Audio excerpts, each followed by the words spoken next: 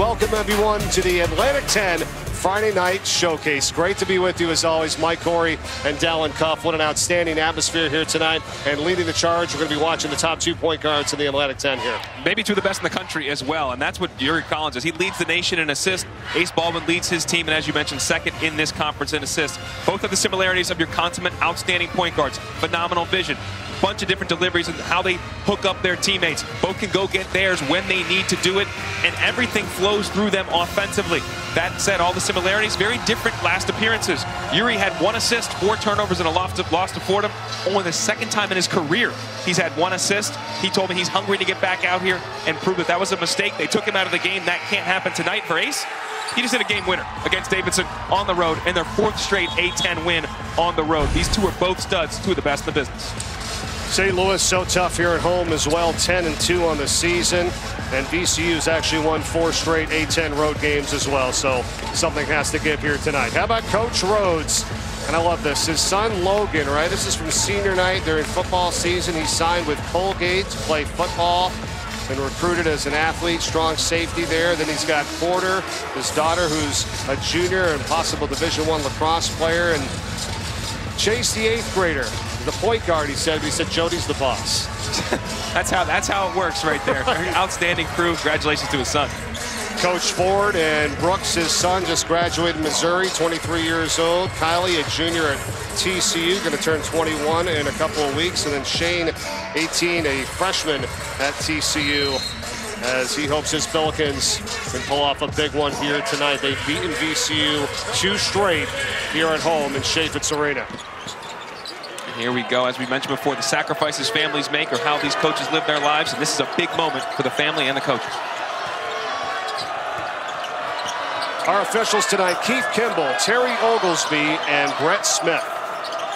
VCU with it on offense first with Jalen DeLoach working on Francis Okoro.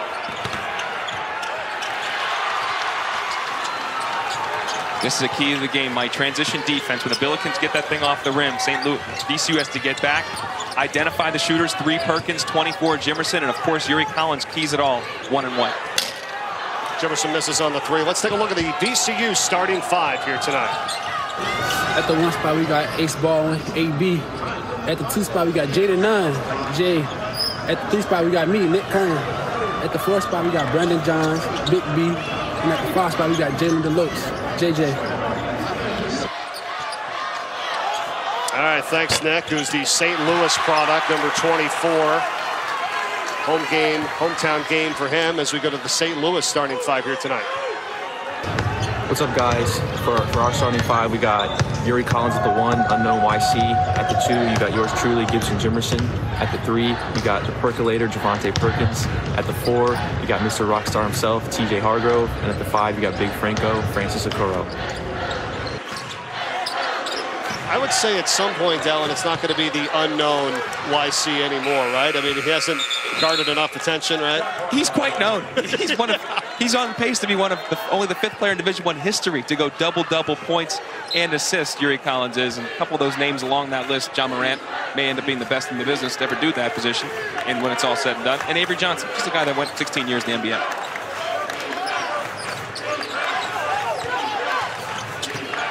Here's Baldwin for VCU. Finds Kern. And Baldwin on the offensive rebound. Ball screen defense, a key for both of these teams. You saw Ace come off that ball screen right. The help came from the weak side, kick to Kern for an open look. How these teams both guard ball screens will be critical throughout this game. DeLoach is going to be fouled by Francis Okoro for St. Louis, and that's also going to be a key as well. You and I have done a few games with St. Louis, and they can't get into foul trouble, and it's happened a few times this year, and immediately Okoro goes to the bench. Sometimes when you don't want him to pick up his second one, you let him go to the bench and shut it down quickly. The problem with that is they've played well through Okoro early in games. Did well against Fordham, did it in the game against Davidson. I thought they were going to try to establish it here as well, but he's already on the pine 2 minutes into the game. DeLoach working his way in, finds a cutting Brandon Johns for the first bucket of the game here tonight. VCU is one of the best cutting teams in the country, and Travis Ford was very clear with his guys. We watched some of their practice clips and shoot around and showing them guys cutting. As soon as you lose sight of your man on that baseline, even big to big, but a lot of time the guards out of the corners are great cutters and finish at the rim. Hargrove takes it in strong, and he's fouled for St. Louis. Jalen DeLoach on the foul for VCU. And you saw Hargrove just put his hand up and he was pointing at Travis Ford saying, my bad. I know I'm supposed to see ball and man the whole time. You told me that ad nauseum in shoot around, and I didn't execute it on one of the first possessions of the game. I got you, coach. Hargrove from East St. Louis with East St. Louis High School. His 4th year with the team. He's got 1 more year remaining. And here's some numbers on Hargrove. Yeah, once he got in the starting lineup, unfortunately, due to the injury to Fred Thatch, one of their glue guys, their energy, one of their leaders who tore his ACL, and unfortunately Fred's career is over. Hargrove has stepped up into that role, and his production has gone up, and he's become more of a leader vocally as well. Jake Forrester is in, number 10 for St. Louis, by the way, for Okoro, who took the early exit with 1 foul. Here's Baldwin, guarded by Collins. Pulls up just inside, 3-point lay-in and drains it. Sometimes the offense is better than the defense. They got over the screen in time. That's a good contest. Lefty knocks it down.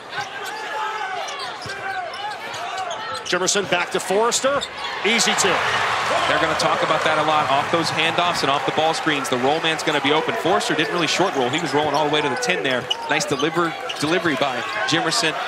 Forrester caught it high, just finished right away. Transfer to Temple and Indiana, averaging 6.5 points a game this season for the Billikens. That's out of bounds over to St. Louis as we are tied at 4 here in the early going. I actually like that idea with Nunn. It was a good cut, and DeLoach's pass was just a bit low. Nunn's got to keep cutting through and expect the ball. Here comes the first time you're going to see the press.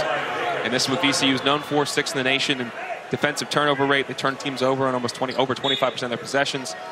How they handle this press will be critical. Midweek against Fordham, the final 10 minutes, it was hectic and it was not good. They were sped up, and Fordham won that game going away, primarily because they pressed them in the full and the half court. They did not handle it well. Excellent point. I was just going to say 75-65 loss, and let's give Fordham a lot of credit, though. That team is playing really well. They're 18-4. Here's Forrester from Hargrove. Count it. There it is again. Off that ball screen at the top of the key, Forrester slips right down the middle. They're worried about giving up threes, so the corner people, the guys that are in the corner, the defenders on the weak side aren't helping as much, and right away St. Louis is seeing that and throwing it right down the middle for catch and finishes. Jaden Nunn gets it back for Johns, who's wide open after setting the high ball screen. And then you see Perkins turn around. There was a miscommunication on the back end in terms of who was supposed to help, leaving Johns wide open. Perkins, little trouble in the backcourt as it's an easy bucket for Nunn. And Coach Ford over there on the sideline can only kind of look over in disgust on that last sequence. I think Yuri Collins just has to come get the ball. There's nobody else that's really comfortable handling the press other than him. This could be an opportunity for Jimerson to go. Whenever they're going to run 2 at the ball like that, they may leave an opportunity to get an early 3 up. Jimerson is that kind of guy that can stop, pop, and knock that down. Battle for first place in the Atlantic 10 here tonight from St. Louis. VCU leads it by 2, 15-23 to go first half. VCU has been on a tear. They've won 12 of their last 14, and they've been very successful on the road in Atlantic 10 play. And it's hard. And to win the road is not easy. They've run one of difficult places. Dayton, we were there for that. Wild ending, 14,000 strong. They knocked off the Flyers.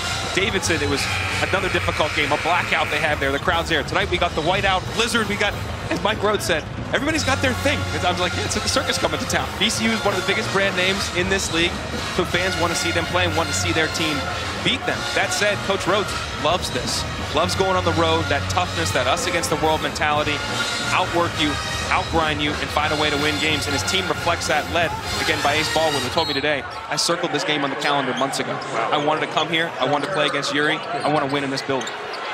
Jimerson for 3, and he nails it for St. Louis. One of the best three-point shooters in the country, an absolute lightning quick trigger, and they went over. He's a key guy on OB unders. 200th career 3 he just hit right there. He's a key guy there, and that's what they talk about in the scouting report. You can't have that kind of response and fall asleep in the scouting report right away in their first OB under. One of 6 in the history of St. Louis basketball to have 200 or more made three-pointers. Congratulations to him. Then he just picked up the foul. Again, it's miscommunication. Kern slow to get over the screen. Jaden Nunn, excuse me, slow to get over the screen. You got to be on that shooter's body with Jimerson. You have to ride him off that screen in his hip pocket, push him out. Don't let him get the space and come off. Because as a shooter, when you come off with 6 feet like that, and that is a great look, especially for a guy as talented as him. Another thing back to VCU there for a moment, Dal. They've won 15 of the last 22 on the road. That's exactly a year ago, or 2 years ago, back to 2021. So pretty darn good there as Baldwin hits a three.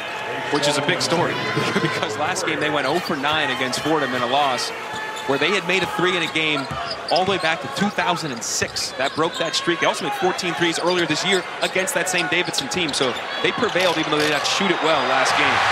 Forrester finds Jimerson on the backdoor cut.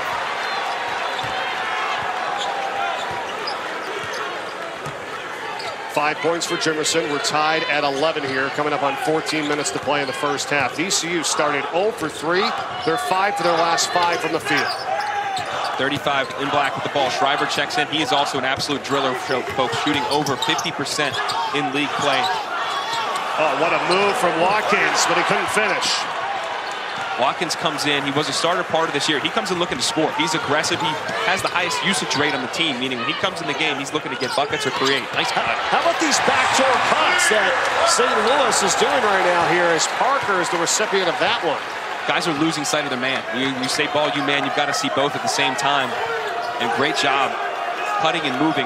It's not what the Billikens did in the Bronx in midweek. Oh. Watkins misses on the three. Javon Pickett had the assist in the last sequence, and he's got it now as he brings it up for the Billikens. And he's going to take it right to the hole, kicks it. Jimerson for three.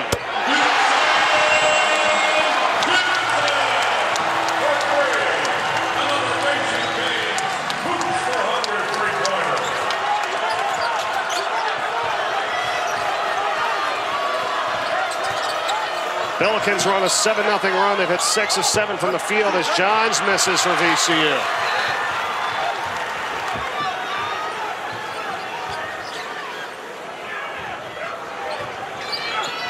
Want Forrester inside, and Pickett gets it to him. Thing about this run, too, and if I'm Mike Rhodes, you may need a timeout. I don't know if you want to make it to the under 12 just because it's the flow of their offense right now. Again, VCU's top 25 in the nation in defensive efficiency. They don't look it now. Your driller's getting an opportunity. Long. That's a foul on the rebound, and it's on VCU.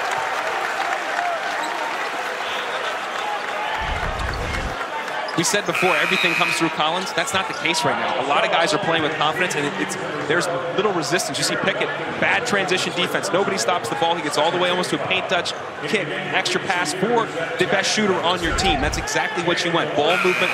That ball was popping around. They're playing with confidence. They're playing in a complete rhythm right now, and VCU's not imposing their will on them at all. You felt like you kind of noticed a little something from Schreiber during warm-ups, right? Shooting the ball there? Yeah, during shoot-around, I feel like he's thinking. And you heard Coach Martelli, a great assistant here, say one time, don't think, let it fly. And I was thinking the same thing, and I said to him afterwards, does he have that habit?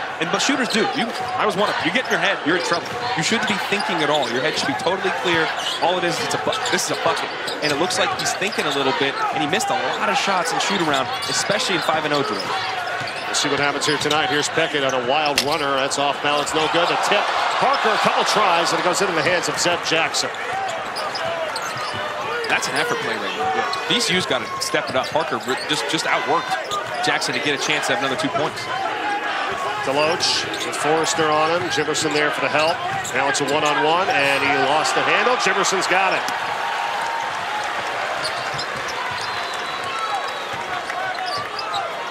Timeout coming at the next whistle. 18-11, the score, the lead for St. Louis here.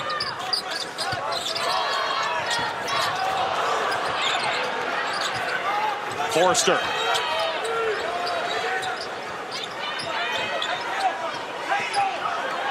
Larry Hughes Jr., an NBA range three that almost went in. Love to see him attack. Just there's late in the shot clock, but attack. They need a good possession here. I think you need a ball screen for Baldwin. They've not put them in enough ball screens.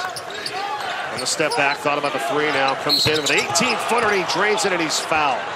Chance for the three-point play for Ace Baldwin for VCU when we come back. Quick step-up ball screen. You get your lucky lefty with the ball in his strong hand going to his left side. Huge shot from your number one Mike guy. Corey, Dallin Cuff with you from St. Louis. 11:09 to go first half. Billikens by 5. Joe Winardi joins us now here at Bracketology from the bunker. Great to see you this week here, Joe. Let's start off with the conference. It's having a phenomenal season. The Big 12 and #1 seeds. What do you have with that there? I got a question today. How good is the Big 12 historically? And here's my answer. At the moment, there are 6 Big 12 teams seated on the top 4 lines. The bracketing principles of the committee only accommodate 4, putting all the first 4 in different regions. So when they get to the 5th and the 6th in the top 4 lines, they have to have the possibility of regular season rematches before the Final Four, because it's never happened that there have been 6 teams from one conference seated as high as 1 through 4. It's really unprecedented. And I do think even though Kansas is a 1 seed at the moment, we don't know who the Big 12 winner is, obviously, but whoever is, I think, will occupy that spot in 6 weeks from Election Sunday. Shot clock violation there. Yeah, there's 2 top 15 matchups in the country tomorrow. They're both in the Big 12. Iowa State against Kansas and then Texas against K-State. Joe, when you look at the A-10 particularly right now, you talk about seeding. We don't know who's coming out of this league. We don't know who's going to win the A-10 tournament. Whoever does, what kind of seed range are you looking at right now for the A-10 winner? If it was right now, and in today's bracket, VCU, because they have the half-game lead in the standing, they project as the auto qualifier, and they're 12, which is generally a good bit lower than we find in Atlantic 10 champion. You know, we've had as high as a 1 seed. Dayton would have been a 1 in the year the tournament was postponed. St. Joe's was a 1 back in 2004. Xavier was a 3 when they were back in the Atlantic 10. But, you know, usually it's, you know, in the 7 to 10 range. So it hasn't been a great year for the teams at the top of the league. And I think one of the reasons is the teams in the middle are better. Look at St. Louis losing at Fordham the other night. Dayton nearly getting knocked off at home by Loyola Chicago. VCU losing at home last week to St. Bonaventure. So I suppose from an overall standpoint, it's better to have more good teams, but it's ultimately hurting the league because it's knocking off the ones at the top. Yeah, the league has definitely improved in the middle. Just let me ask you about injuries, though, too, because Dayton obviously played a lot of the season without Malachi Smith. Kobe Elvis was out as well. This VCU team missed Ace Baldwin for a critical period of time and had some losses against some teams that would help their resume. Will that factor at all? I know the committee typically looks at injuries, but in this instance, will it really matter for either one of these teams when it comes to tournament time?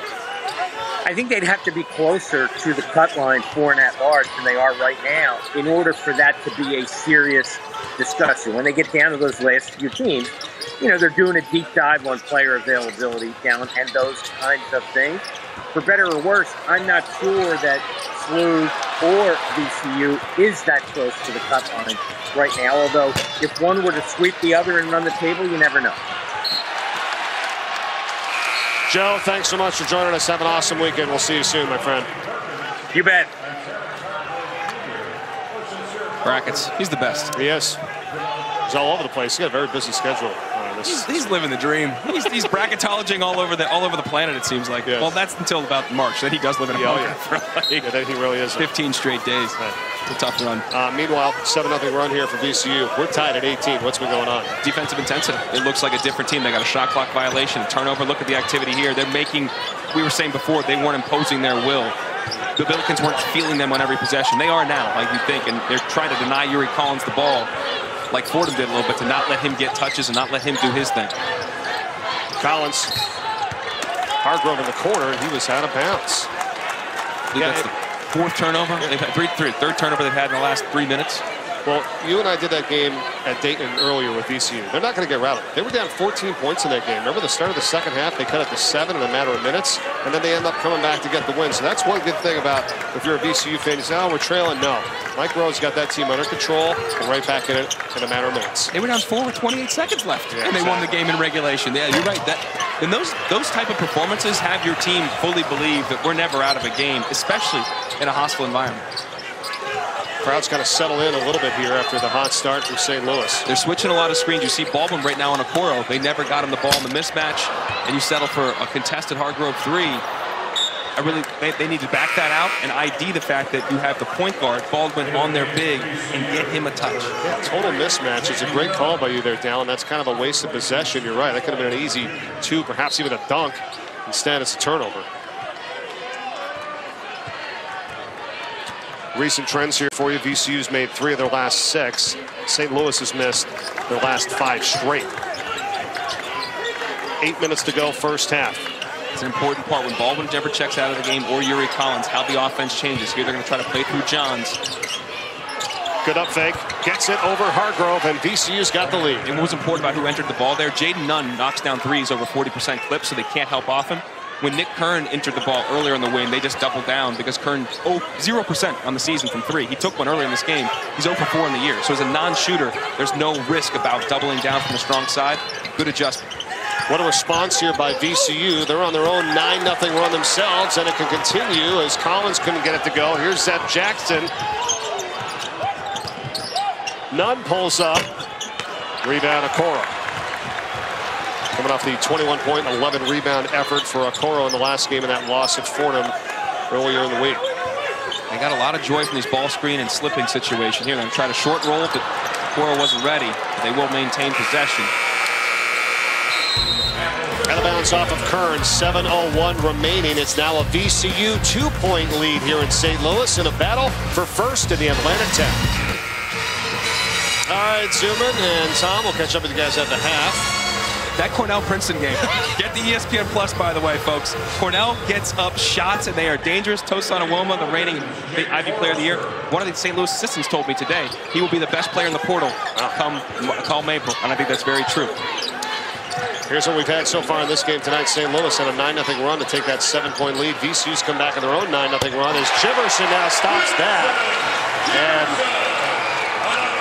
these Pelicans have the lead. Feeling the really smart play, that ball fake. He's such an elite shooter. Again, we mentioned with that really quick trigger, ball fake, gets the defender to fly by one dribble, and they desperately needed that. Because right now, VCU was imposing their will on the game defensively, whereas you saw those runs early. St. Louis was dictating the game offensively on their side. DeLoach comes back and gets it for VCU. We've now had 5 ties and 8 lead changes. Previous bucket for St. Louis ended a drought of over 6 minutes where they did not score. They're only down 1, and then Forrester is fouled as he attempted to put up a highlight material dunk. Both teams are really struggling in pick-and-roll coverage, and the roll man, whether it's a roll to the basket or a short roll situation, has been open on both ends. DeLoach just scored on one end. Here they cleared out a side, ran a side ball screen, and then Forrester there again. Forrester, remember when he checked in the game, had 2 pick-and-roll dunks to start right away, and now he has another opportunity there. There's got to be weak side help, and you're going to have to choose to give something up. If you're going to give up the kick across for the 3, then have a weak side help man there. Right now, they're all a step slow. Johns with a foul. Forrester's got another. We got a women's basketball triple header coming for you on Sunday afternoon on ESPN2 and the app. North Carolina squaring off against Louisville, and then LSU and Texas A&M. We'll cap it off for the Big Ten matchup. Ohio State and Maryland. LSU almost lost. They went to overtime earlier this week. Kim Mulkey's crew, they stayed alive there. And North Carolina, Deja Kelly, absolute baller. And Louisville having more of a down year, but still have a stud. And Haley Van Lith, some great games there in ladies side. Fun one here tonight so far. 6 minutes to go in the first half. VCU by a point. Here's Kern. Finds Baldwin. He's got 8 points. He's tied Johns for the team high inside DeLoach. Forrester blocks it. Hargrove got it stripped by Nunn. Good play by Nunn. Just stole 2 points, and that's what the Billikens can do. Great at your throw-ahead passes, getting out transition, good conversion, and defense by Nunn. 6 first-half turnovers for the Billikens. Baldwin now with 10 points. Wow. Smart. Jimerson is not the best lateral defender. Got to his strong hand, went right at him, and finished. Collins slips as he tries to drive in. Now here's Baldwin running the break for the Rams. Got it back from Nunn. 3 balls good. Timeout St. Louis. 6-point lead. Wasn't just the turnover, but it was the lack of transition. If that ball gets on the deck, guys got to sprint back. They did not. Ace and crew are feeling it right now. Up 6. VCU on top by 6. They're on a 7-0 run right now, and Ace Baldwin leading the charge. He's got 13 points, and here's him with his father, Ace Baldwin, Adrian Baldwin Sr., who had passed away from cancer on July 20th, 2019. And Ace didn't know if he wanted to continue playing.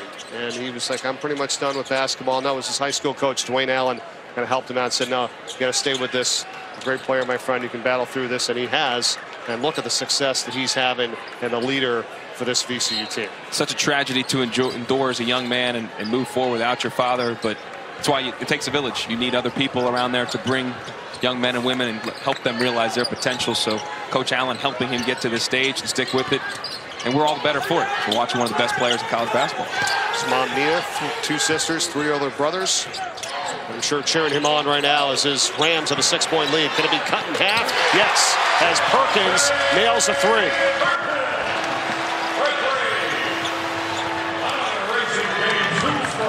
There, we talked about they got to give up something. There's a lot of help in that lane. Heads up. He's in between his mind. Do I want to try to dunk this or lay it up? If you're going to lay it up, just focus on that backboard.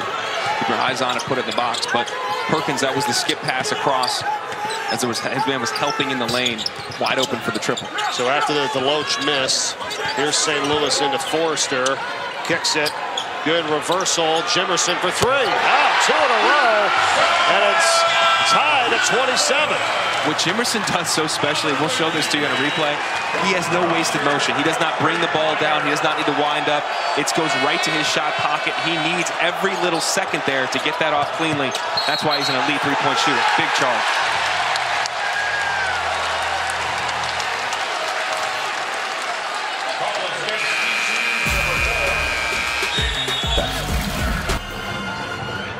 Great question, Coach. I appreciate a guy of his acumen asking me that question, but I would say keep Forrester in. He's helped them in those role situations, whether he's scoring or, as Coach is saying, facilitating. Okoro is not as comfortable. We saw him in shoot-around, before shoot-around, I should say, working on all those situations, catching it in short roll, kicking it out, making a move himself. Not the same. Forrester is more comfortable in that situation. It's been working as of now. I'd say stick with it. They've done a very good job of keeping the ball out of Yuri Collins' hands and making it difficult for him as well. But other guys have all stepped up, including Forrester. But Jimerson's got 14 right now. Collins got it knocked out of his hands, and it's into the hands of Jaden Nunn for VCU. Doesn't need to force it. Yeah. Back to the point of Forrester, though. He came in really early, too. Remember, Okoro picked up that foul. He was in 2 minutes into this game. Baldwin. Back out for Nunn. So they switched that ball screen to Shriver, and if they didn't want to help, because 35 Black is a driller, as we mentioned. And Perkins gets the block, knocks it out of bounds. It'll be VCU ball with 6 to shoot.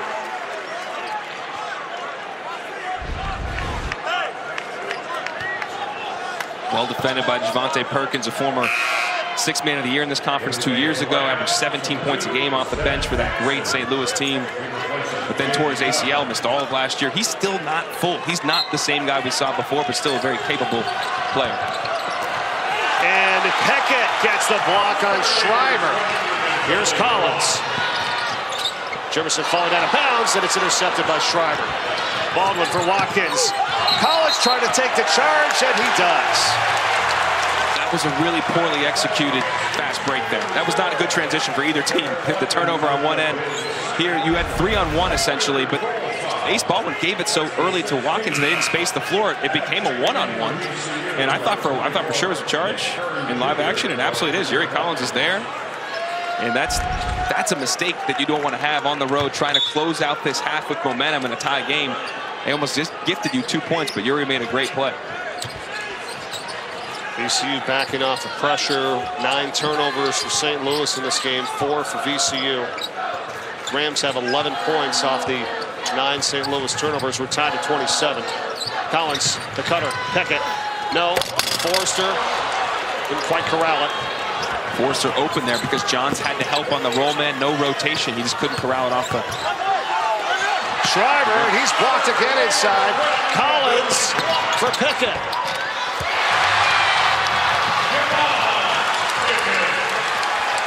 This is a critical last 2:20.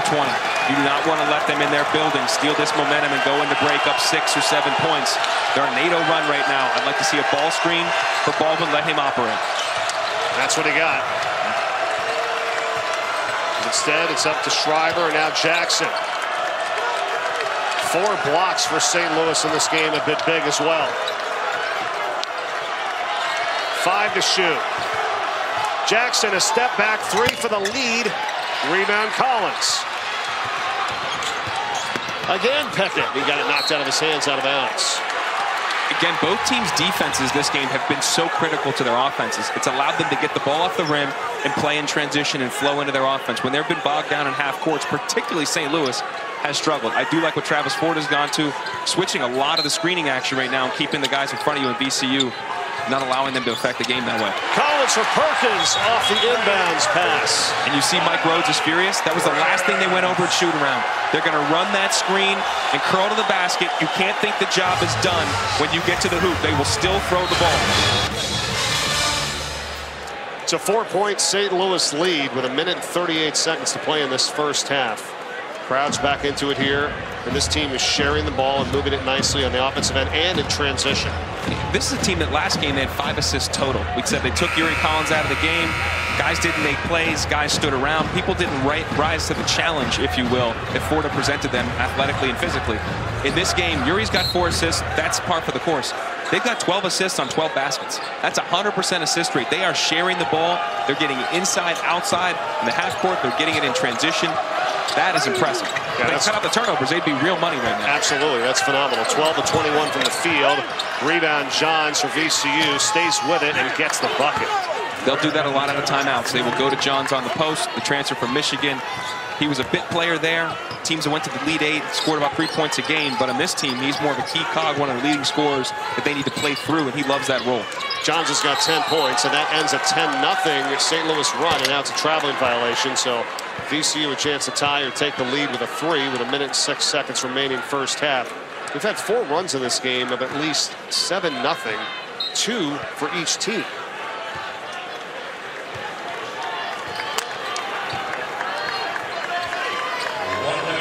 What do you think here on this set? They're going to run a sprint up ball screen for Jackson. Good cut out of the corner again. Wow. Curry. I've said it a number of times. These guys are great at cutting out of the corners and cutting overall. If you lose sight of your man, you are in trouble. Good drive by Jackson, drew the defense. Drop it off. Family and friends up cheering for Nick Kern. He's from St. Louis. They're behind their bench.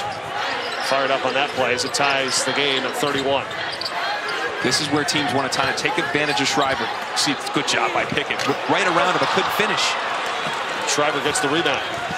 Shot clock's off. Rams can hold for the final shot of the first half.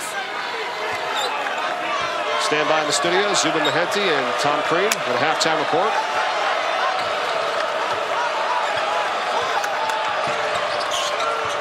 Baldwin for 3, got it. Just like he was the end of the Davidson game, it was 2 feet further in and on the opposite side of the court, but it was a game-winning 2-pointer. There he shot it, held it like he was MJ. He told me he loves that moment at the end of shot clocks, the end of games, and you just saw why.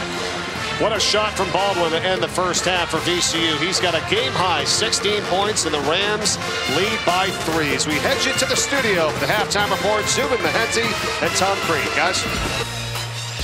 Back at St. Louis on this Friday night, Ace Baldwin's got 16 points, a game high for VCU, 14 for Gibson Jimerson on the other side for St. Louis as they trail by 3 as we get set for the start of the second half. The Atlantic 10 Friday night showcase continues. Welcome back inside Chaffetz Arena, everyone. Mike Corey, Dallin Cuff. Pretty competitive game as we would have imagined here with a battle for first place in the Atlantic 10. Their strongest stirs to drink, though. Yuri Collins, no points, 1 field goal, 4 assists.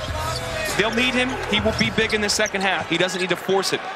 You compliment VCU. They've done things to take him out of the game, deny him having the ball. Their length and athleticism can bother him, and it's done it at times when he's tried to go to the rim. How about similarities the way that Fordham played defense on this St. Louis team the other night and the way that VCU is playing here today? It's similar. It's different, but it's similar in terms of intensity and length of athlete for sure, and aggression. Excuse me. But in terms of them just straight up denying him the ball and not letting him have it, haven't been that many of those type of possessions. And also his teammates have stepped up. It didn't look as glaring because other guys, if he doesn't have it, guys are making plays. Here's Nunn with a jumper. That's no good. Offensive rebound, Kern. And he gets it back out for Johns. VCU 13-2 this year, leading at the half. Their second half is about 40 seconds in. Here's Baldwin. Wild runner, and that's not there. Perkins with a weak side rebound.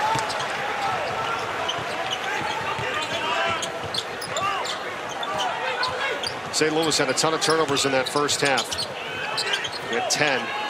You talked about it, Dallin. 12 assists and 12 made baskets as well. They need more of that. Collins in the miss. And it's DeLoach who has it. Great look, though. He was patient, got himself back into the lane. You mentioned the turnovers, though. They can't do that. 11 turnovers, 13 points off them for VCU. They're shooting 55%. That's going to be a charge. Yep. They're shooting 55% from the field, Mike. It's kind of feast or famine. Right. They don't turn it over. They're getting great looks like Collins just got, or they're scoring. Yeah, they're 5 of 8 from three-point range. 63%. I mean, that's been Jimerson. He's 4 of 5. And then Perkins is 1 for 1. I like that they tried to go to Johns right there in that possession, but he charged. The problem for St. Louis right now is the top 2 scorers, Baldwin and Johns, have 26 of their 34 points. You have to take something away. You have to make it harder for these two in this game. And for Ace in particular, he's got to go and looking to score. You've got to give more attention to that, more concern with that, as opposed to him facilitating a nice pass. There's a call for his first basket of the night on his first attempt. I was just about to ask, where has he been? He only played 6 minutes in that first half. That's his first score here of the evening in this one. Because they need to roll screening action to get him in the post. You heard Coach Crean asking the question. That's what he's good at, is getting the low post touches, and that was a great job of getting him a touch inside and him finishing. But him out of those roll situations, he doesn't facilitate the way that Forrester does, and the game went that way in the first half, that Forrester was the better option. Nice job from DeLoach that time over Okoro for the bucket. Perkins spots up the 3, and he hits his second of the night. Talk about great vision. He saw that the whole way. He waited just another step because Kern was coming over to help a little bit more. When Kern got one more foot in the paint, Uri delivered on time, on target. Perkins drills the triple.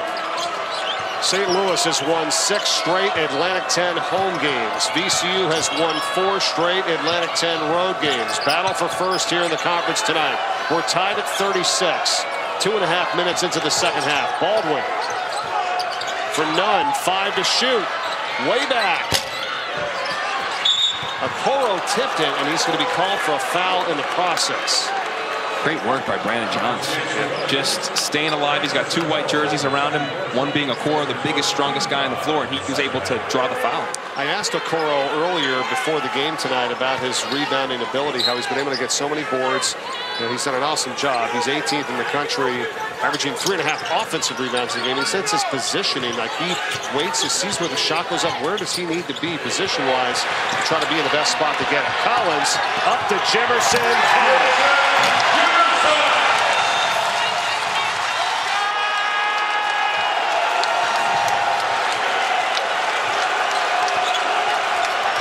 Seven assists for Uri Collins in this game. 3 in the first 3 minutes here, too. Uri's active on defense. You see him reaching there, almost getting another steal like he did the possession before. The energy has changed for St. Louis. They are flying around now. The activity's better. Number of deflections already in these first 3.5 minutes.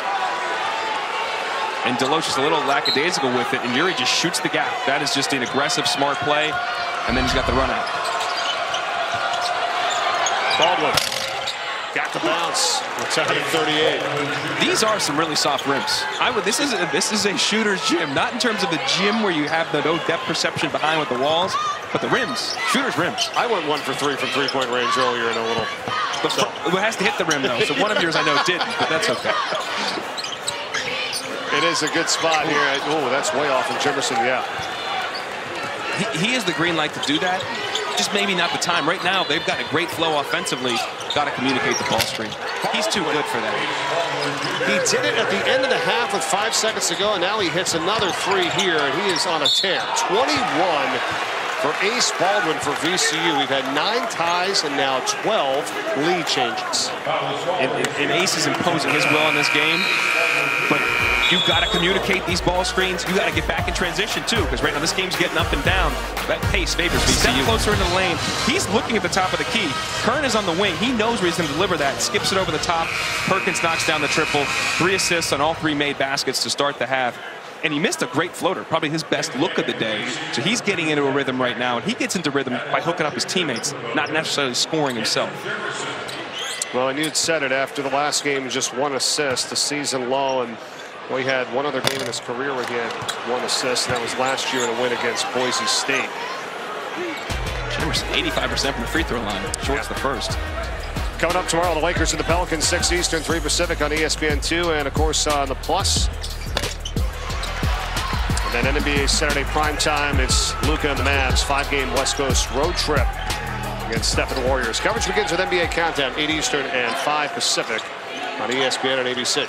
As St. Louis goes zone here, SVP said it yesterday about, LeBron's pursuit of Kareem's all-time scoring record. 63 points. How is that not a bigger deal? I don't know. Like, and LeBron said the other day, Kareem has had that record as long as he's been alive.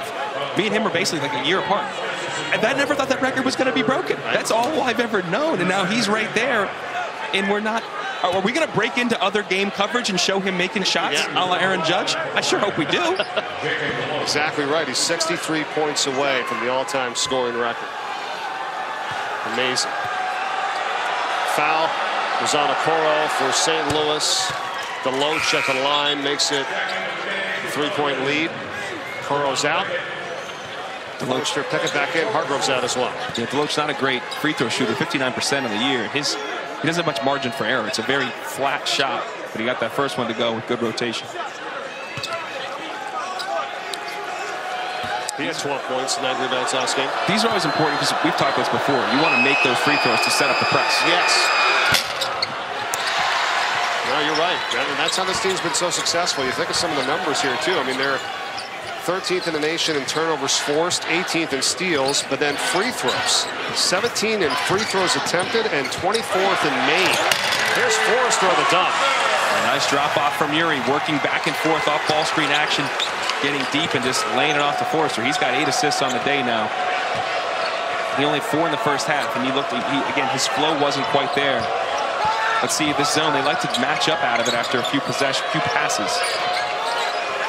Johns. Collins, another steal.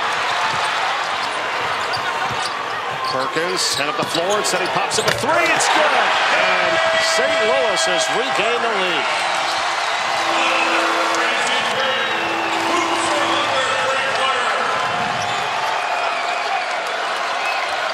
Can't forget about him, 11 points. Perfect 3 for 3 from 3-point range. The foul on Pickett as they try to get it into Johns. It's Pickett's first for St. Louis. And Uri, this is queued up on Uri's steal, getting the other way. And again, Perkins, all league level talent, man. He's still not whole, as we mentioned, come back from that torn ACL, but he can still do that. Knocks down the 3. I do like on the other end how VCU adjusted to the zone. Settled for a second, got a high-low in there. They also now subbed in Schreiber, 35. They're shooting to stretch that out. If they're going to keep zoning you, you want to have a buster in there. Another steal potentially for Collins. Instead, Baldwin's got it. What a matchup with these two tonight. Baldwin feeds it cutting DeLoach. He lost the handle. St. Louis possession. I think it's just amazing, though, as you said it here, we talked about, they have assisted on all 17 of their made baskets here in this game tonight. St. Louis, 17 to 30, 57%. I mean, you don't see that. That is an outstanding assist rate. They're good on the season. They're 57% in their assist rate. 57% of their buckets are assisted. That's top 50 in the country, but this is on a different level. And it's coming from many different places, too. Again, that's good back screen to Pickett into the post. Yeah, tonight it's 100. Pickett. No. Rebound, Deb Jackson. There's Schreiber. There you go. Off the back rim. DeLoach tracks down the offensive rebound. Schreiber got hit in the face. He's trying to shake it off. Yeah, he has. Jackson on the spin. Forrester got him with the body, says Brett Smith. Good job by Zeb Jackson. I thought he was going to settle for a 3. That's not his game. He shoots just above 20%. But he went back through that ball screen. I think they do have a complaint there. Forrester was up, but then you saw that left arm come down. When that left arm breaks verticality, if it makes any contact, that's the problem. I thought he got him with the body. Push it in. Well, he can hit him with the body. Well, that's a good point, Ben. You can hit him with the body if you're straight up and down. But once that arm comes down, you are no longer vertical. So. Yep. Yeah, that's what Terry Oglesby is talking to him about right now.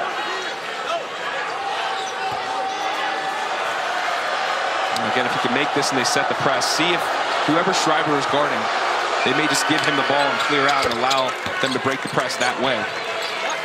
And Pickett is who Schreiber is guarding. They worked on that today, but they're just going to let it be in the hands of Uri Collins.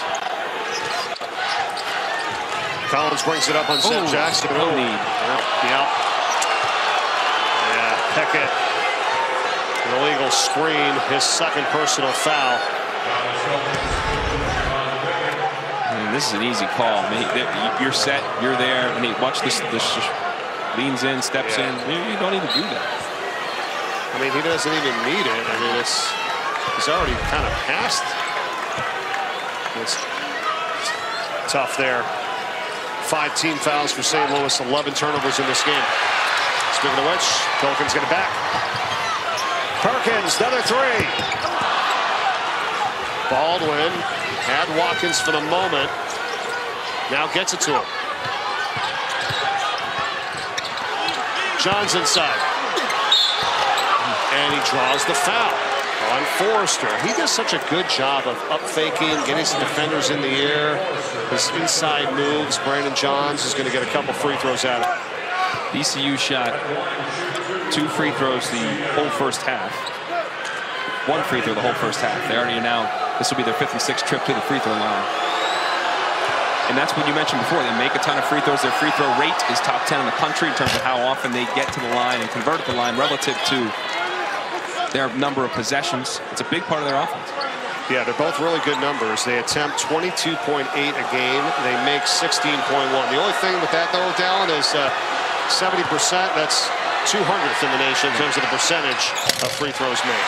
It's also been different in league play. When their league opponents have been much better, their free throw rate is down to 7th in league play. So it has been different when you're playing an A-10 opponents and their ability to get downhill and get to the line. Good kick.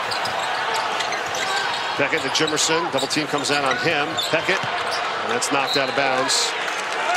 St. Louis possession, 14 to shoot, down by 1. You heard Travis Ford talk about this a lot at shoot around right there. When they're in scramble situations, they're long and they're athletic. Arms are everywhere because they should have had a shot there, but DeLoach just gets an arm. I mean, so Watkins gets an arm on that, changes it.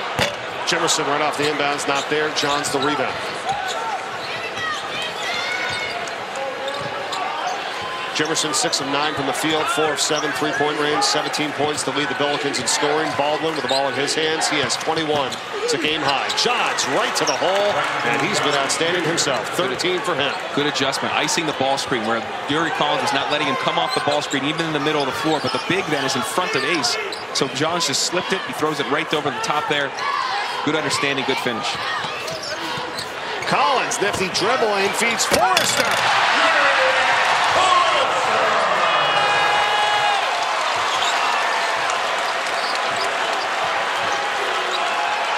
Difference in this half is Yuri is finding his way into the paint a ton and wreaking havoc right now. Watkins, high off the window. I'll take that. Yeah. But again, Watkins is coming in looking to score, looking to drive, looking to take open threes. Very aggressive.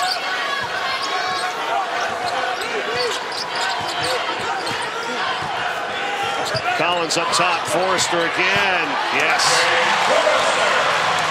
That's exactly what we talked about. When Forrester rolled, eventually Watkins wanted to get back out to Perkins, so he vacated the hoop. They don't want to let threes go, but they're letting those twos go.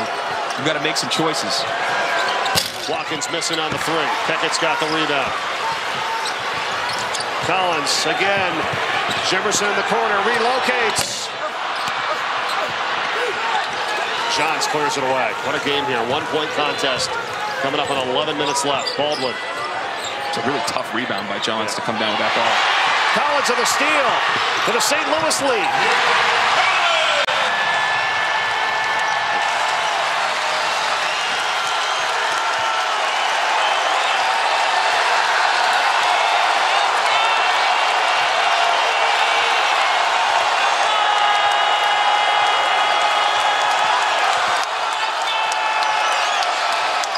Jackson for 3, trying to quiet the crowd, he can't do it. Collins for Jimerson, what a pass!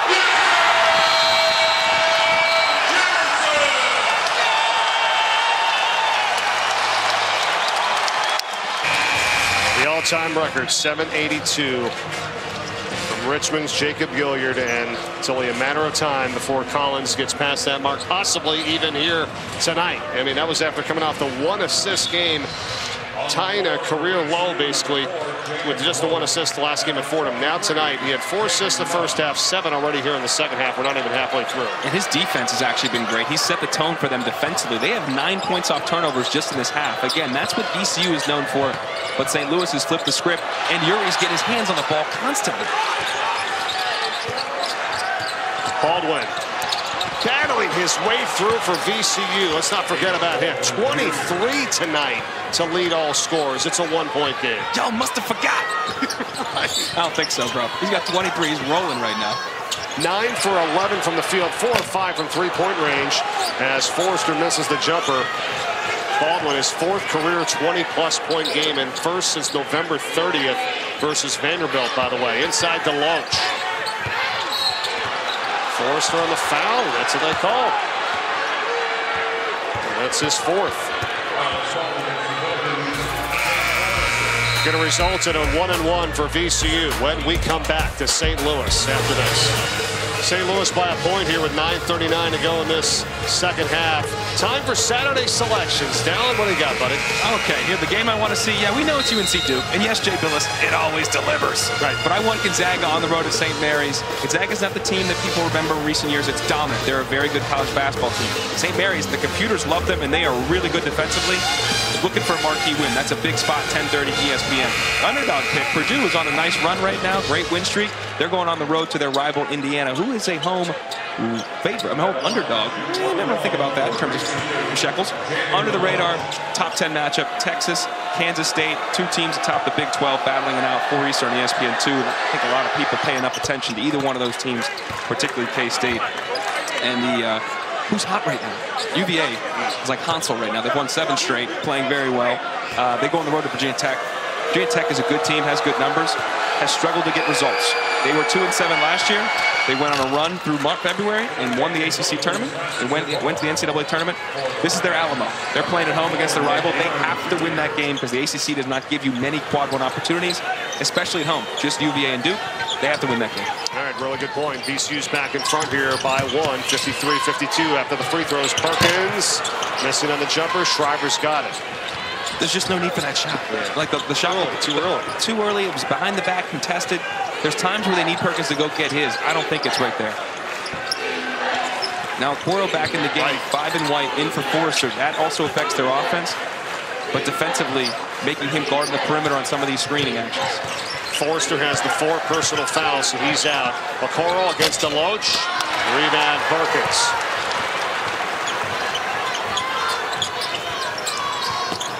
Perkins got it knocked away. East Baldwin, College trying to track him down. They're going to foul him, a hard foul. And Ace Baldwin right back up. 2 free throws coming his way. Yuri Collins told me earlier today, I'm not going to let them take the ball out of my hands. At the same time, he's got to go get the ball. He should go take that from Perkins and initiate the offense, taking a look at the foul call. It's obvious he made a play on the ball.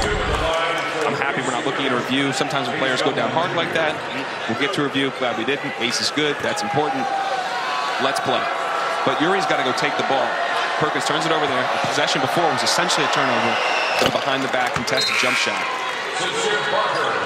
There's no rest in this game. Whatever team seems to grab the lead, whatever it may be, the other one's coming right back here. We're nip and tuck throughout this entire contest.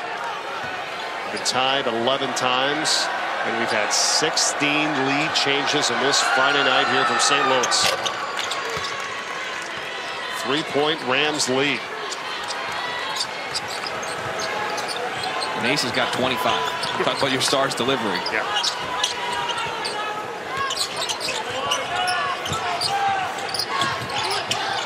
Collins up top. Parker for 3. Hey, we're lucky there. Complete miscommunication on the ball screen. One thought they were switching. Kern, he went with 2 played 1 wide open for Sincere Parker, who's a very capable 3-point shooter.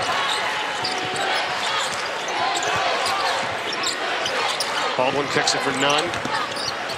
Jimerson shuts him off on the baseline. Kern. 5 to shoot. Over Parker. Parker blocks it. Okoro's got it. It's a shot clock violation. Very good defensive possession, but there's a couple things there. Kern, we mentioned his inability to make threes, so they're so far off him. Schreiber, 35 and black. When he's in the game, he's got to want to shoot it, because that's his role right now. Coming down the stretch, Rams up Baldwin, 25 points, 9 of 11. You see, just 3 shy of his career high, but it's his efficiency right now. He's taken and made some really tough threes, yes. But when he's getting in the lane, he's finding ways to finish, and he's getting to his strong hand. They've got to find a way to make him go a little more to his right. It's much easier said than done, but when you get him going right, you've won half the battle. There's a foul on Kern for VCU before the timeout. St. Louis possession, down 3. Baldwin's 4 of 5 from three-point range, by the way, for VCU. The rest of the team's 0 for 11. Here's Okoro. Works his way in. The hook is good. He felt no pressure. He gave him so many dribbles, and he was in complete flow. Nobody dug down. There was no foot fake. He just knew nobody was coming. I can go to work. He's only taken 2 shots tonight. He set them both. 4 points for Francis Okoro. And 3 rebounds. Here's a three-pointer. Long on the way by Nunn. Foul on the rebound. DeLoach picks it up. His 3rd for VCU. But only 4th of his as a team, so not going to send him to the line. But what I don't dislike that shot, because, again, when Nunn is on that side feeding it to the post, if they're going to dig down on you, kick it back out. Nunn's a good shooter, over 40% from the three-point line. Hands and feet ready. Got to put it up. Here's Collins. 2 points tonight, 1 for 3 from the field, but he's had 11 big assists in this one. And St. Louis with 20 assists on the 22 made baskets. We're under 7 left. Collins got redirected there. Nunn got a piece of it. It's still loose. DeLoach somehow got it to Johns for VCU. Johns and DeLoach. That was great effort just to find a way to get that rebound and corral it, because Okoro was in perfect position. That's what it takes every game, and especially in games like this. We've been nip and tuck the entire way. Here inside is DeLoach. No. Around the rim and out. Got it again. Foul to count the basket. How big was that? Fortunate with the second, fortunate that that happened to get them an extra point potentially, but he's, again, the work rate and a great pass by Ace Baldwin. We talk about him getting to his right hand. He gets there. He was corralled. Okoro should have gotten retreated back and let Jimerson get out. Okoro stayed 1 dribble too long, so Jimerson was stuck in jail down there behind the big that is DeLoach, allowing him to get position and ultimately get the first shot and then the second shot. Now Okoro picks up the foul. That's his 4th. Oh, they changed it to Parker. Okay, so Parker picks it up instead. So that's good news for St. Louis. So Okoro still with 3. Forrester's got 4. He's on the bench. Parker picked up his first. DeLoach can't cap off the three-point play, and Johns is going to get called for the foul for VCU coming over the back. The problem with that is that's 2 possessions now straight where they've fouled 90 feet from the hoop. Granted, it's only the 5th foul now, but they still want to be aggressive. They still want to press. You don't want to give them additional chances to get to the line quicker in the one-on-one than they've really earned it. Good point. None of those situations for sure. Exactly.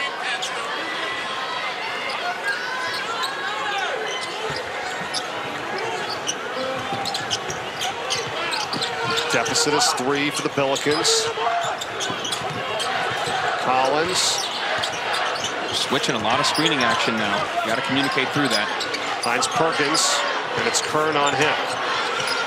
Okoro trying to post up. Perkins really nowhere to go. The back door, though, he finds Hargrove. Completely lost sight of his man. Great find by Perkins. They've had a few of those tonight, Dallin. Trying to get this crowd into it. They need a sustained crowd here if you're St. Louis. Baldwin, unstoppable tonight, 27. It's Kern setting the ball. It's a guard-to-guard screen. Step up and switch and be aggressive. That's inexcusable. Especially when he's shooting 10 of 12 from the field. Collins the other way. Okoro tipped it, and Kern's got it for the Rams.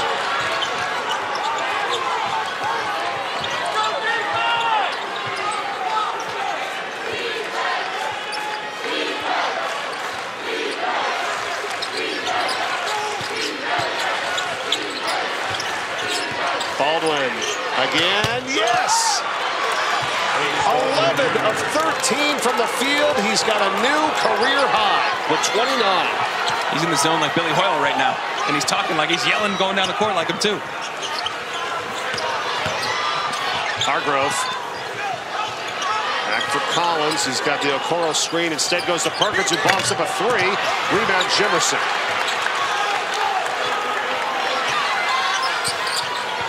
Collins lost it. Got it taken away. A little bit too much there. Good hands. Good. You have to be so tight with your dribble. You have one misplaced dribble. They've got great athletes and great length, and they're constantly active on the ball. Baldwin again. Are you kidding me? No, off the front rim. Perkins pulls up for three. Way off. Okoro battling for it. Johns has it. How many of those rebounds has Johns come up with? Just tipping it around, battling it, and just finding a way. He's got 6 in this game. And almost none of them have been easy. Right. Just all contested. He's worked really hard for it. Brandon Johns, a graduate transfer out of Michigan. Under 4 minutes left. Kern. It's been a bad possession. They've gotten nothing with 7 seconds left, and Ace has hardly touched it. 3 to shoot. None. Fade away over Okoro. Almost. And Okoro tracks it down. Collins with 11 assists. This time goes right to the hole himself. Remember that possession. I thought they had a chance to run quickly off the rebound and play, just keep playing fast. They slowed it down. They didn't do anything on offense, and then they didn't convert in defensive transition, and Uri goes coast to coast to cut it to 3.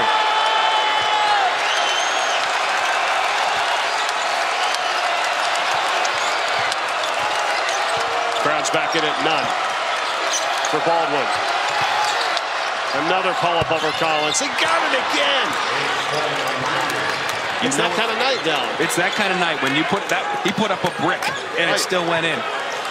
You said the rims are soft here. They are soft. Jeez. Usually the soft is from the front and the side. Usually the heel doesn't always contribute, but it did there. Baldwin's got 31 of VCU's 63. Collins thought he got fouled. Instead, it's Kern who comes down with it. And now the Rams with a 5-point lead and possession and 2.5 remaining. Very rarely do you see Uri Collins make a poor decision. There he had Perkins on the corner, wide open 3. He tried to get the 2. Don't want to fault him for that because he does it so well, but he had a good shooter in the corner, wide open. Baldwin for none. DeLoach. Okoro's on him, and DeLoach converts. Largest lead for VCU tonight. It's 7. Timeout St. Louis with 2:06 remaining. How about the history of VCU and what this team has done? You go back, they've had 22 consecutive winning seasons. Remember the great run, of course, into the Final Four. And they got Eric Maynor way back in the day when they upset Duke in the NCAA tournament. And there it is, 2011, Shaka Smart. The identity, right? This is a program with identity down. Identity and national recognition as a team, as a team that's gone to the tournament year in and year out until recent history. Mike Rhodes took over in that 2017-18 season, former assistant under Shaka Smart. You know, then Marcus Evans, their top player, got hurt in that next year. They lost the NCAA tournament to UCF, a Taco Fall and company. COVID, obviously no tournament then. They went to the NCAA tournament, but they couldn't play. They had a forfeit due to COVID, and then last year the NIT. So with all this tradition and history and success, it's just kind of hard to imagine they've really only played in one NCAA tournament game in the last 5 years.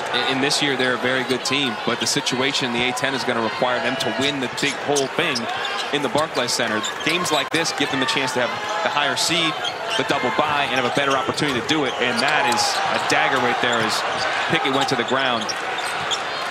They needed something on that possession, and now VCU can use up some clock here. They've got a 7-point lead. Each team with 2 timeouts remaining. Possession arrow favors VCU if we get a jump. Baldwin with 31 tonight, 12 of 15 from the field, and he's just using clock. Ooh. I like the adjustment there.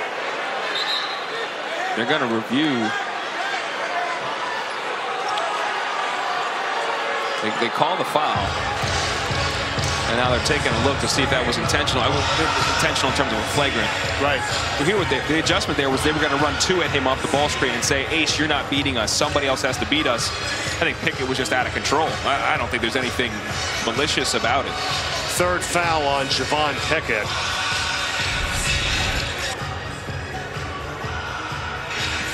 There it is again.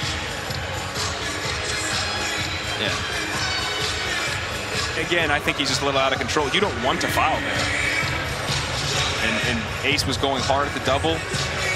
It's just a hard, unfortunate foul, but I don't think it's flagrant at all. No, I think it's just bad positioning there. You're right with Pickett, who picks up his 3rd personal foul. They're looking to see if it's going to get upgraded. Exactly. I mean, as the wording says, unnecessary or excessive. It wasn't unnecessary. It's not what he intended. You're not supposed to judge intent. Was it unnecessary? Right. No, he's trying to guard him. Was it excessive? No, I think he was just in terrible body position, and Ace is going right at him downhill. Yeah, agreed. We should have a decision here soon. It's a 7-point lead, though, for VCU. Minute 33 to go. These Rams have won 4 straight on the road in the Atlantic 10. This is a battle for first place tonight. If they get this win, they'll be a game and a half up over St. Louis from 1st to 2nd place. And these two teams will meet again. They play again February 28th at VCU. They are calling it a flagrant one, unnecessary, okay. As wow, Brett Smith just told me. I'm actually quite surprised by that. Okay. Yeah, he's trying to stop the guy that's got 31 and try to double him and get it out of his hands. He just was, I think it was a horrible defensive play, and that was it. It's 2 tough possessions if you're St. Louis. Player falls down, which was Pickett, and then he gets called for the personal foul. They upgraded to a flagrant 1, which is 2 shots and the ball. So if you had to make it any tougher on yourself, you just did it. And VCU's going to have possession. They're going to add more points. And unnecessary to me would have been if his arms extended and kind of just pushed Ace. But his arms were hardly coming up. I mean, he was hardly in a defensive stance. He was almost in a sprint. But that effectively doesn't end the game, but just about does now, because at a 9-point deficit with 30 on the shot clock, and now they retain possession. You got to get them. You have to get a stop, or if you're going to foul here, you can try to pick somebody to foul early to truly extend the game well beyond. This game was tied at 52 with 9:37 to play. VCU's been on a 15-6 run. That's over the last 8 minutes and 4 seconds.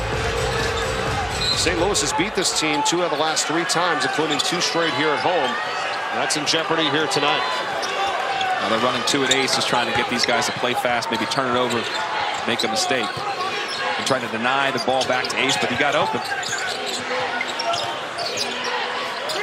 Swings it for none. There's 5 to shoot. DeLoach, the spinning turnaround over Okoro is not there. Rebound Perkins. You don't need a 3, you need a basket. However you get it. Quickly. Perkins finds Pickett. 3 ball is no good. DeLoach has it. Now it's going to be tough. Under a minute remaining. Rams possession. Fouls called on Pickett, his 4th. 2 free throws coming for the Rams. And some of the St. Louis fans starting to make their way to the exits here at Chaifetz Arena. It was sold out tonight, 10,600. To win on the road takes incredible mental, physical, and toughness, and it takes leadership. And that's exactly what One in Black exudes. He told me before the game, he circled this game, he wanted this game, he wanted the challenge of Collins, the challenge of a sold-out Chaifetz Arena, and he's taken it and embraced the heck out of it. Absolutely. 10-point lead. What a women's basketball triple-header we got for you on Sunday afternoon. Going to get it started on ESPN2, UNC and Louisville, and then LSU and Texas A&M, noon and 2 o'clock respectively. We'll cap off the afternoon Big Ten matchup. And number 10, Ohio State and Maryland. It's all coming your way on Sunday. Baldwin, 35. New career high. He's blown it away. It was previously 28. And Collins, just 45 seconds remaining. Hargrove gets the easy 2. Timeout St. Louis. And Uri had an outstanding 10 minutes in this game. From the 20-minute mark of halftime to the 10-minute mark of the second half. He had 7 assists. They were feeling it. They were getting out in transition. He was very active defensively, getting his hand on the ball. A lot of deflections, created a couple of transition opportunities. But ultimately, he did not sustain that through this second part of this second half. And in the first half, he was taken out of the game a little bit. Didn't force it much because his guys were playing well. And other guys were making plays and doing their thing. But in the battle of these 2 star point guards, clearly Ace came out victorious today. And how about what we've seen from Ace Baldwin here in this game? He's 12 of 15 from the field, 4 of 5 from three-point range, and perfect at the free throw line. I mean, the efficiency is nuts. And here again, it's a ball screen. You got to step up. At that point, he'd already made a couple. When he gets into his left hand and he's into your body, so good at getting up off the backboard. And he hit a bunch of these pull-ups, which again, these two-point pull-ups are been excommunicated from the NBA and are crushed by statisticians. But he made a bunch of them. Hit that one on the back heel that fell through. It was his night tonight, to say the least. Look at that. He's outscored the rest of his squad. No doubt. And at 12 of 15, the efficiency is insane. I'm no math guy. What is that, 80%? 80%. Yeah, and he's I took a flyer there. Thank you. Pretty good. Nice shot. 4 of 5 from three-point range. He's 7 for 7 at the free throw line, too. So he won't forget this one, that's for sure. Ball goes into him. And he's fouled. And ironically, as good as he's been, when they went to their screening action to break the press, 2 went with none. None went with Ace. Don't leave that guy. He's hit some tough ones tonight, there's no doubt. VCU, more than likely, will be in sole possession first place by a game and a half over St. Louis. With wins at Dayton and at St. Louis. Exactly. 5 straight A-10 road wins. Big thanks to our producer tonight, Aaron Snyder-Storn, with our director, Ed Curran, J.C. Obringer, Rob Thompson. Incredible crew we've had here tonight on this one. Thanks, everyone. Matt Siegel, good friend on stats. Mark Hall with us here courtside. Dallin Cuff, Mike Corey. And we're just halfway through these Friday nights, my friend. Yeah, it's been a great start in the A-10. We got another great one next week. St. Louis on the road at Dayton. That'll be a sold-out UD Arena, packed house with a St. Louis team that'll be desperate, obviously losing this game. Assuming losing this game before as well. And they got to go to Rhode Island. They have host Rhode Island midweek.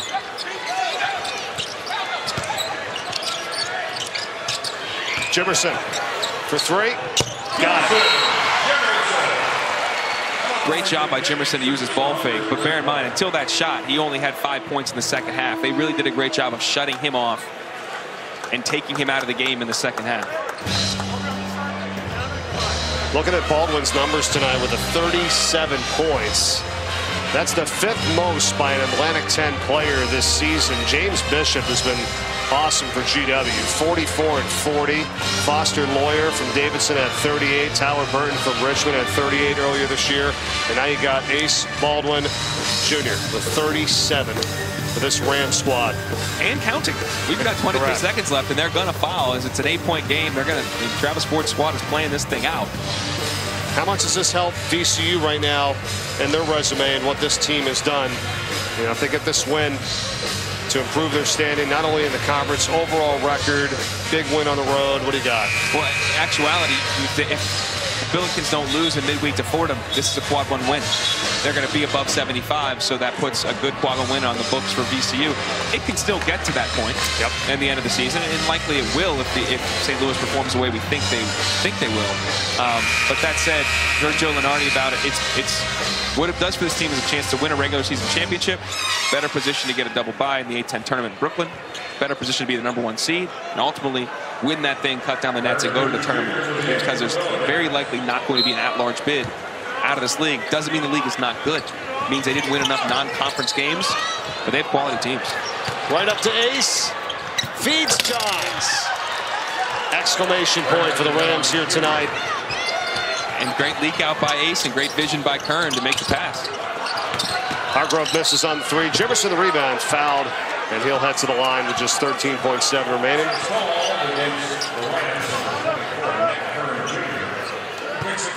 Thanks to our guys in audio tonight, Jeremy Hogue, along with Brian Deerdorf, Griffin King, and Ross Neal with us here on site.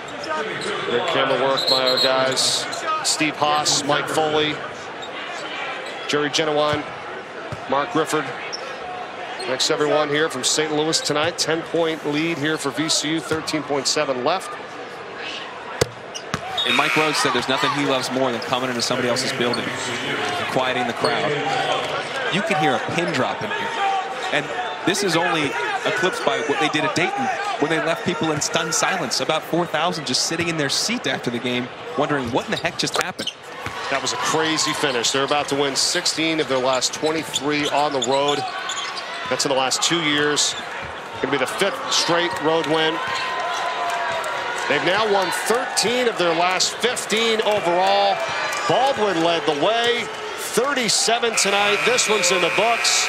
VCU 73 and St. Louis 65. The Rams improved to 18-6 overall and are now in first place at the Atlantic 10 at 9-2 by a game and a half over St. Louis. A statement win by the Rams and a statement performance. One of the best I've seen all season, or anybody's seen, by Ace Baldwin today on the road. Put his team on his back, particularly in the second half. Made every tough shot, every tough play, and they get a huge road win. That is going to be a fun locker room to be in a few minutes. No doubt. Dallin, great being with you as always. We'll see you next week in Dayton, Ohio. Let's do it. All right, sounds good. That's all for us here tonight. Thanks for watching. For Dallin Cup, Mike Corey, so long from St. Louis. Now it's time for women's college gymnastics. UCLA taking on Utah and Salt Lake City. Have a great weekend, everyone.